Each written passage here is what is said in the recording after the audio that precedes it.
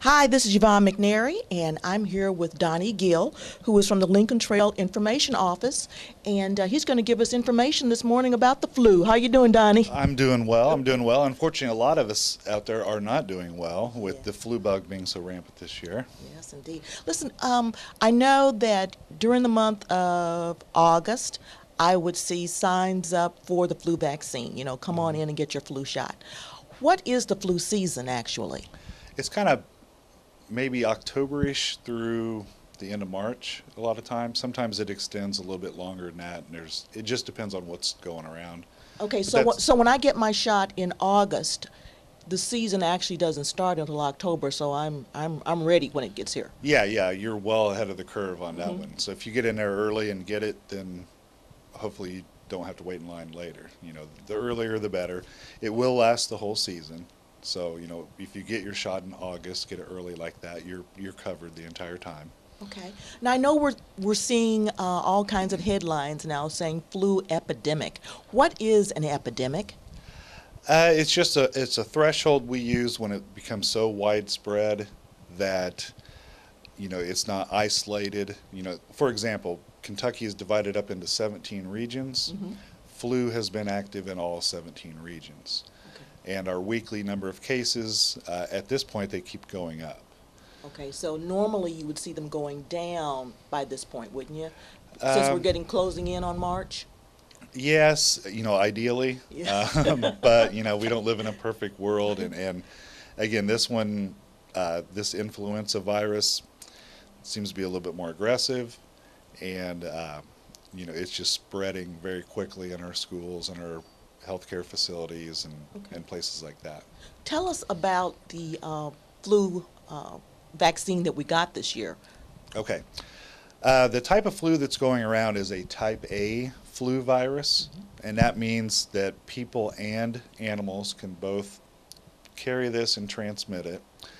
The vaccine typically doesn't work very well against a type A virus, so you're not going to have full protection against this one. Okay. But the flu shot will still lessen your symptoms and lessen the length of the illness, even though they got it wrong, basically. Okay. Now, if I take a flu shot, I guess my understanding was if you take the flu shot, you don't have to worry about getting the flu, but that's not true. Not necessarily. What they do, and this is kind of fascinating, they will monitor the most prevalent flu viruses going around in the southern hemisphere during their winter, which is our summer. Hmm. So then they try to put together a prediction and guess which type is going to be most prevalent for the northern hemisphere. This year they got it wrong. Oops. And Okay, that now who happens. are they? Who's in charge of determining that? Centers for Disease Control. Okay.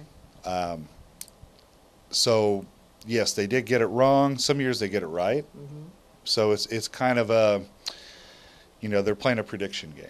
And sometimes the way you predict things in life doesn't always go that way.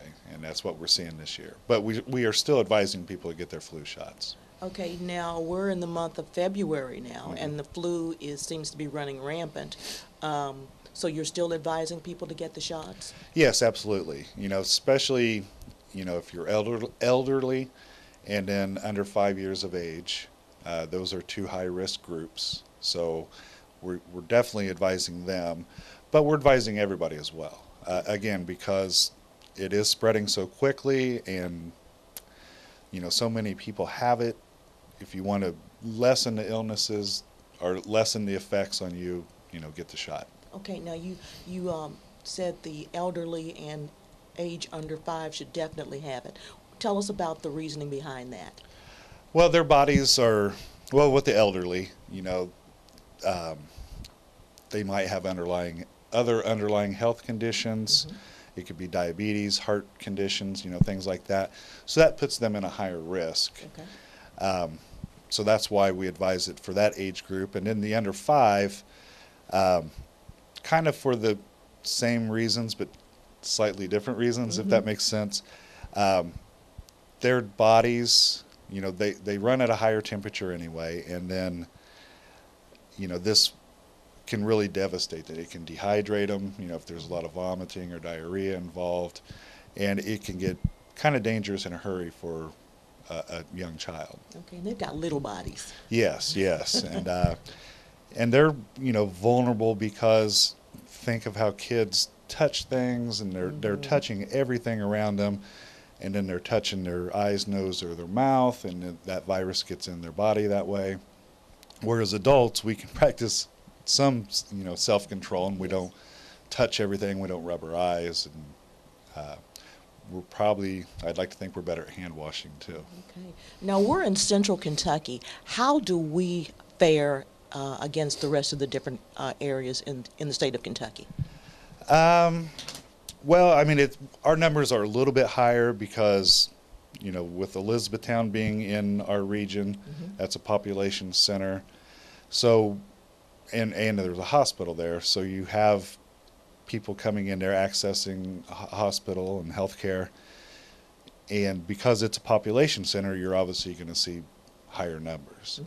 But at this point, I mean, if you broke it down by population, I would say every region is on a pretty similar level. Okay, in the state of Kentucky.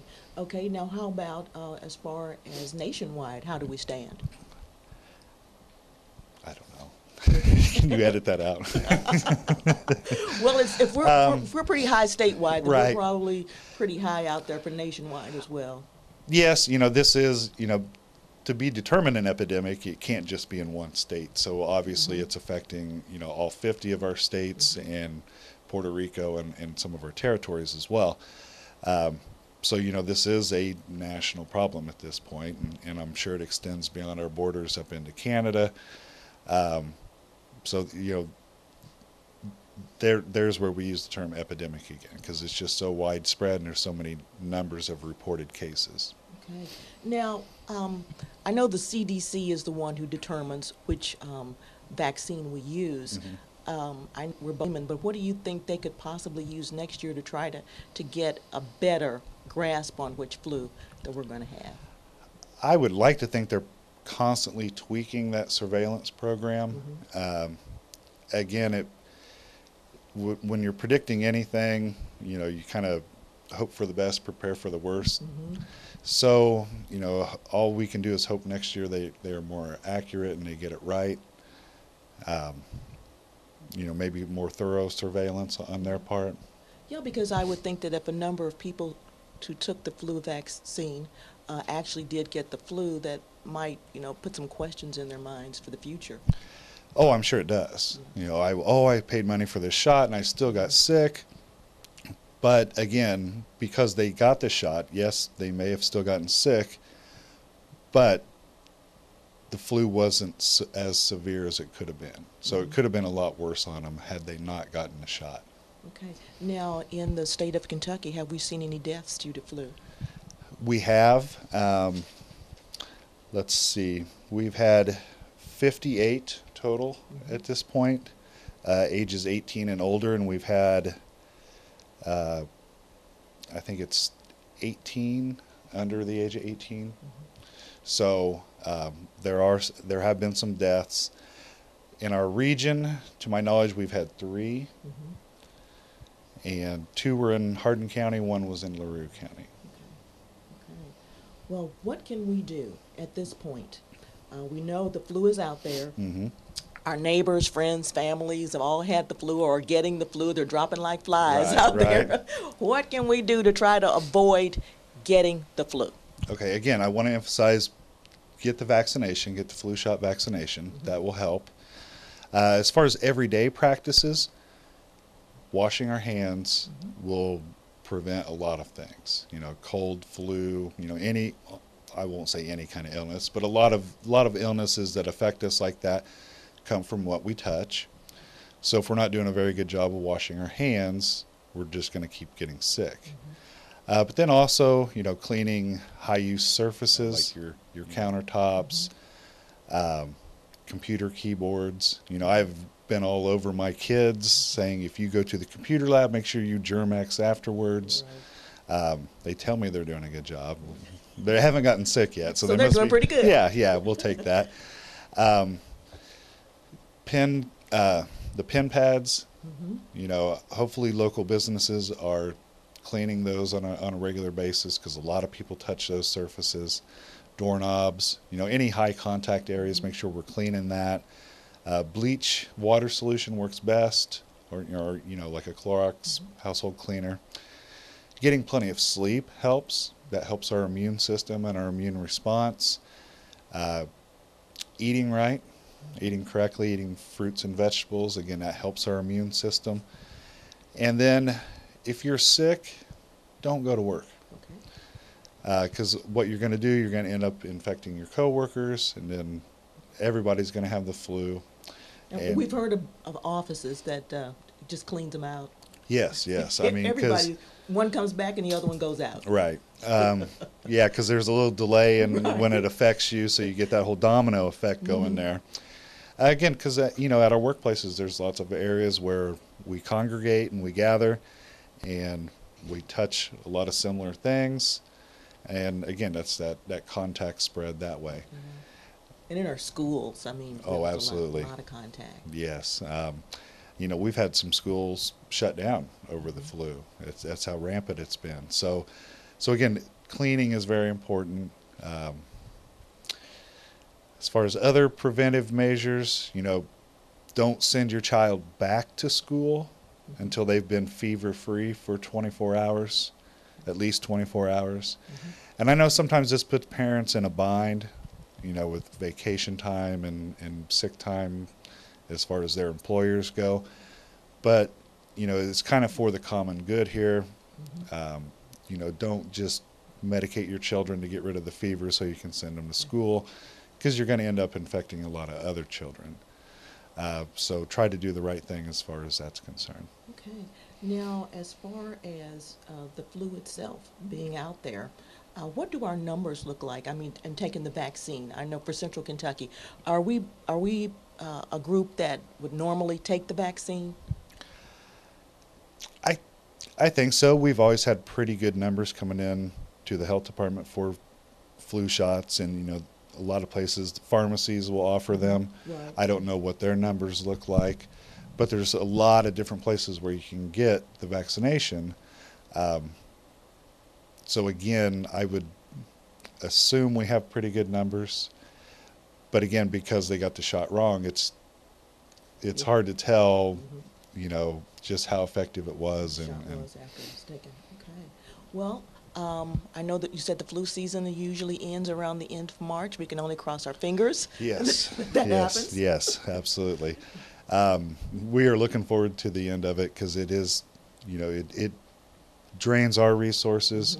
We have to put a lot of time into it, tracking these cases, and then obviously, we want people to be healthy. Yes. That's the health department's perspective on people in general. So,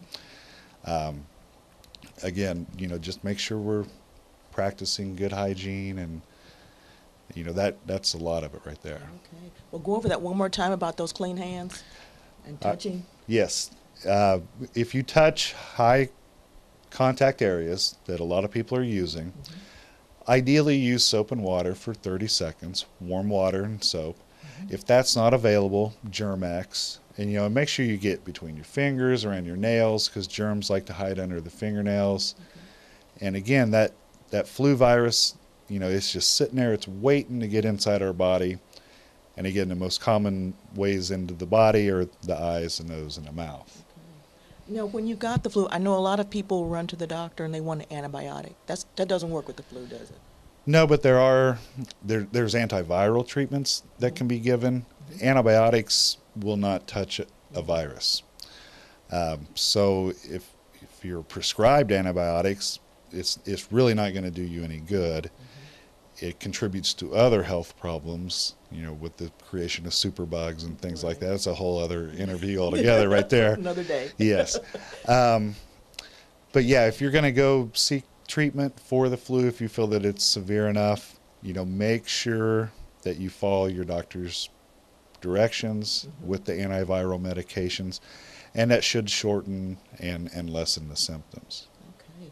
Listen, thank you so much for coming out and talking to us today. Oh, you're very welcome. Anytime. That flu out there is just really making us all look like big whining girls. Yeah, it kind of humbles you in a hurry. It does. You know, A we've lot got of a people lot say, of big tough guys. All of a sudden, we're on the couch, and you know, having daddy flu. yes, yes, and it's always worse for guys, Yes, right? always worse for the guys.